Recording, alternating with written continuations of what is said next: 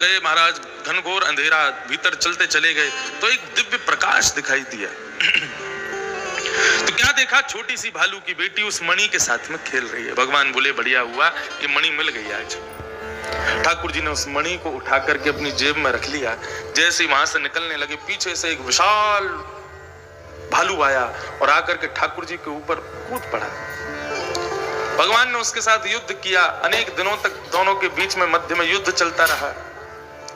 जब उस भालू की नस नस ढीली हो गई, पसीना पसीना हो गया, पस्त हो गया, तो महाराज उसने मूर्छा अवस्था में आकर के द्वारिकाधीश के चरण पकड़े। जय हो मेरे रघुनाथ जी, मैं आपको प्रणाम करता हूँ। भगवान बोले, तो रघुनाथ जी बोल रहे, भाई कौन हो तुम?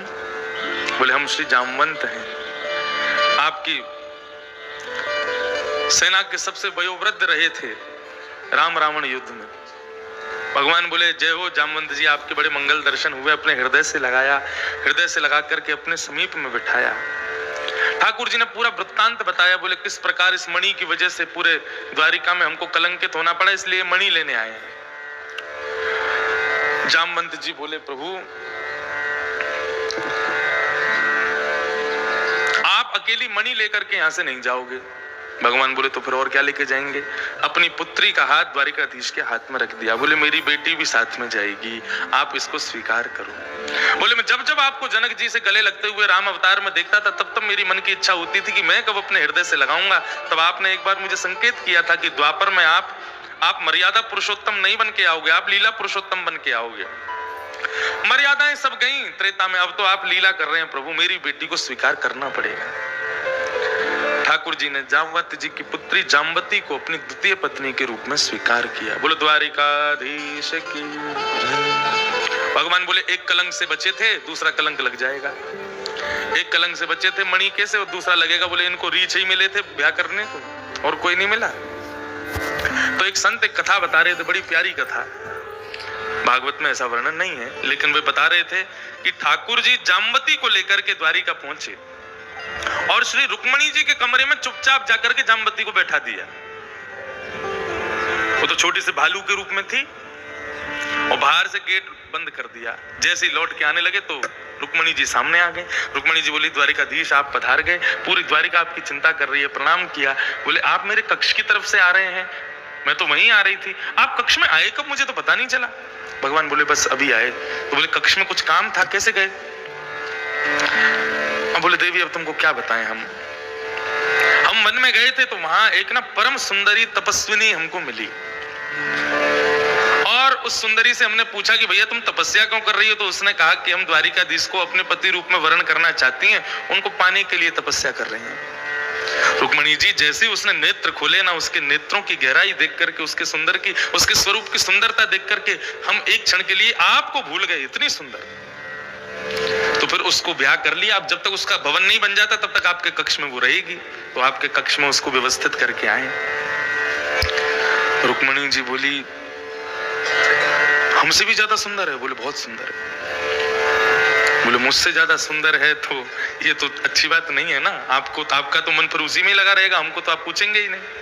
रुक्मणी जी ने मन ही मन श्राप दे दिया, मेरे कक्ष में जो भी युवती बैठी है वो मुझसे थोड़ी कम सुंदर स्त्री हो जाए।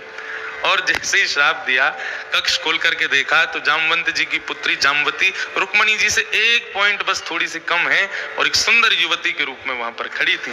और ठाकुर जी ने दूसरा ब्याह श्री जाम्बती जी के साथ में किया। जाम्बती जी ने गवाही दी और मणि को द्वारिका नगरी के सामने दिखा करके भगवान ने अपने कलंक को दूर किया।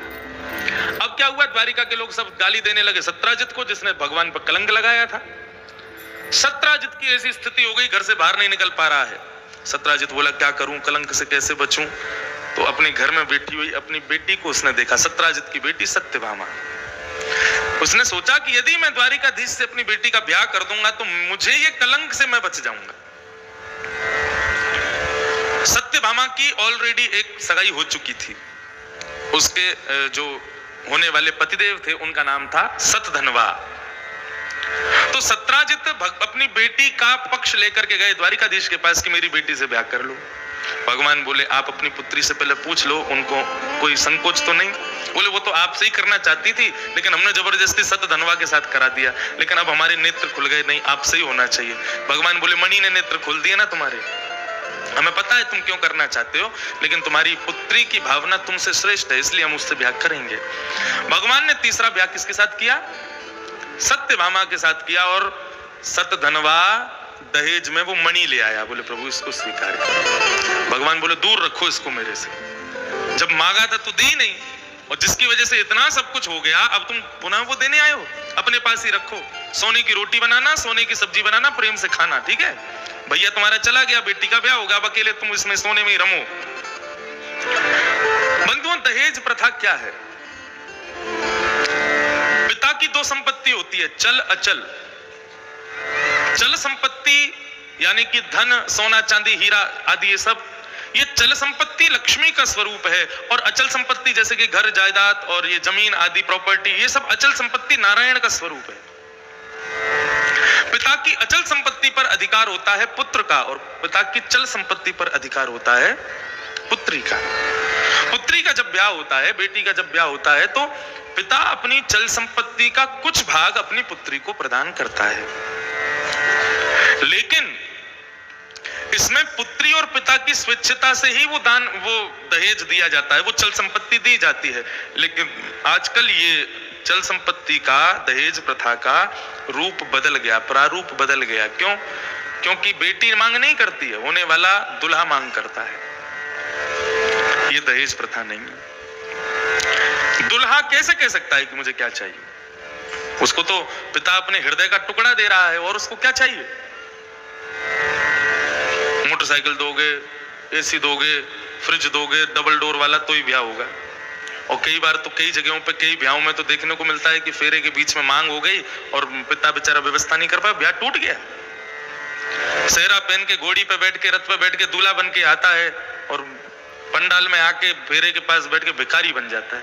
ये दोगे तो तुम्हारी बेटी स्वीकार करूंगा। ये दहेज प्रथा नहीं है। पिता अपनी स्वेच्छा से जो प्रदान करे बेटी के लिए, वो दहेज होता है, वो चल संपत्ति का दान होता है। ठाकुर जी ने दहेज लेने से मना कर दिया, मुझे नहीं चाहिए। अब यहां क्या हुआ? एक और खेल रच गया। सत्यभामा का ब्याह हो गया भगवान के साथ, भगवान ने मणि लेने से मना कर दिया। अब सत्यभामा का जिससे पहले सगाई हुई थी, सतधनवा, उसके मन में आया बेटी तो हाथ से चली गई, ब्याह तो हमारा हुआ नहीं, कम से कम मणि अपनी कर लो। और वे गए और रात्रि में सोते हुए सत्राजित को उन्होंने मार दिया, और उनकी मणि लेकर के सतधनवा भाग गया। कुछ प्रेरणा आदि सब चल रही थी, पांडवों की सभा में बैठे थे, तभी वहां पर सत्यभामा जी रोते रोते आई और आकर के उन्होंने पूरा समाचार सुनाया। मेरे पिताजी चले गए, आपने कुछ नहीं किया, मेरे पिताजी को सतधनवा ने मार दिया, अब कैसे भी करके मेरे पिताजी की अंतिम इच्छा जो थी उसको पूरी करो। भगवान बोले क्या थी अंतिम इच्छा? बोले मणि मेरे पास रहनी चाहिए, उस मणि को लेके आओ। भगवान बोले ये मणि हमारा पीछा कब छोड़ेगी? ऐसा भी वर्णन आता है, जब सतधनवा की मृत्यु की खबर आई तो भगवान बहुत रोए, इतने रोए, इतने रोए, इतने रोए, जमीन में गिर गिर के रोए। कि हमारे ससुर जी हमसे बहुत प्यार करते थे, हम कहाँ जाएं, क्या करें? तब सत्यभामा ने कहा आपको अपने पिताजी से भी ज्यादा प्रिय थे ना मेरे पिताजी? बोले बहुत प्रिय थे। तो मेरे पिताजी को वो मणि बहुत प्रिय थी, अब आप जाके सतधनवा से मणि लेके आओ। भगवान मनी मन सोचने लगे हम इसलिए थोड़ी रो रहे थे। भगवान बलराम जी के साथ में गए सतधनवा को खोजने के लिए। सतधनवा अक्रूर जी का मित्र था। अक्रूर जी जो भगवान को ब्रज से लेके आए थे, भगवान इनसे बहुत प्रेम करते थे, भगवान के बड़े अच्छे भक्त थे अक्रूर जी। सतधनवा अक्रूर जी को अपनी चिंता कहने लगा, बोले द्वारिकाधीश मुझको मारने के लिए आ रहे, मैं क्या करूं? अक्रूर जी बोले भागे। बलराम जी बोले लाला मैं रथ में बैठा हूं, तू जंगल में घुस जा और या को मार के आ। भगवान वन में प्रवेश कर गए और बीहड़ वन में जाकर के सतधनवा को मार दिया। उसकी मणि को देखा तो मणि उसके पास नहीं थी। भगवान लौट करके आए। बलराम जी बोले कहाँ हो लाला? बोले उसको तो मार दिया। बोले मणि कहाँ है? बोले उसके पास मणि नहीं थी। तो बलराम जी के मन में भी ये भावना आ गई, लाला ने छुपा ली है, मुझको बता नहीं रहा है, यानी भीतर कहीं जेब में मणि रख ली है। ठाकुर जी तो सबके मन की बात जान जाते हैं। भगवान बोले अच्छा, तो ये हमारे भैया को भी संशय हो रहा है हम पे। बलराम जी बोले लाला तू द्वारिका चलो जा, मैं तो अब जा रहा हूँ हस्तिनापुर, दुर्योधन को कुछ दिन गदा विद्या सिखा के आता हूँ। भगवान बोले ठीक है। भगवान द्वारिका पहुंचे तो द्वारिका में महाराज मुख्य द्वार पर खड़ी थी कौन? सत्यभामा। भगवान आए, सत्यभामा ने पूछा सतधनवा को मार दिया आपने? बोले जी। मेरे पिताजी की मणि?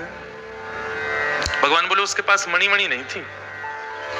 तो सत्यभामा भगवान की गृहिणी के हृदय में भी ये भाव आया कि ठाकुर जी की पहले से ही कुदृष्टि थी उस पर, इन्होंने रख ली है और ये मुझको बता नहीं रहे हैं। भगवान संकेत करते हैं, गृहस्थाश्रमियों ध्यान से सुनो, यही गृहस्थाश्रम है, यही जीवन है।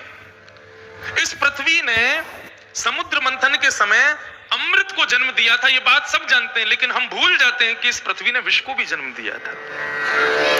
जरूरी नहीं है हर जगह सदैव अमृत ही पिलाया जाए, कभी कभी विष भी पिलाया जाएगा और स्वयं के परिवारी जनों के द्वारा ही पिलाया जाएगा। ये अपमान का विष आपको दोनों पीने पड़ेंगे, अमृत भी और विष भी। अमृत और विष क्या है सब समझ गए ना, सम्मान और अपमान। भगवान बोले अब क्या कर सकते हैं, अब हम कितना अपने आप को स्पष्ट करें कि हमने गलत। स्वधर्मा सभा में बैठे थे तो पूछते थे भाई क्या चल रहा है सब जगह, तब किसी ने आकर के बताया, बोले अक्रूर जी